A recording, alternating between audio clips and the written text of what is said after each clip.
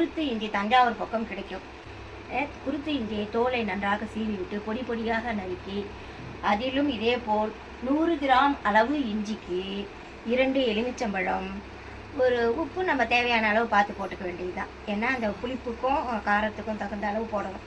அதனால நாமளே ஒரு மதிப்பாக போட்டுக்க வேண்டியதுதான். மஞ்சப்பொடி வேண்டாம். மஞ்சப்பொடி வந்து இதுக்கு மட்டும்தான், தண்டுக்கு மட்டும்தான், இஞ்சிக்கு வேண்டாம். ஒரு நாள் ஃபுல்லாக நைட்டு ஃபுல்லாக ஊறணும்.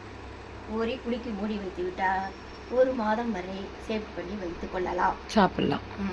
எல்லாத்துக்கும் தொட்டுக்கலாம். எல்லாம் தயிர் சாதம், ரசம் சாதம், சாம்பார் சாதம் எல்லாத்துக்குமே தொட்டுக்கலாம். குழந்தைகளுக்கு ரொம்ப அருமையான. இஞ்சி மட்டும் குருத்து இஞ்சியா இருக்கும், அதாவது பிஞ்சு இஞ்சியா, முத்தின இஞ்சியா இருந்தா நல்லா இருக்கும். நார் மாதிரி நறுக்க முடியாதா? சாஃப்டா கடிச்சு சாப்பிட்றதுக்கு அப்படியே ரொம்ப வெண்ணெய் மாதிரி இருக்கும்.